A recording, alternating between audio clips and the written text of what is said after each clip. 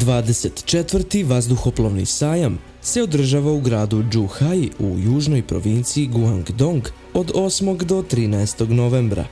Na sajmu se održava aeromiting flote J-20 kineske domaće proizvodnje.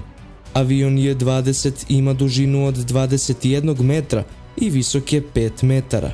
Motor sa turbinom ventilatora pruža veću snagu.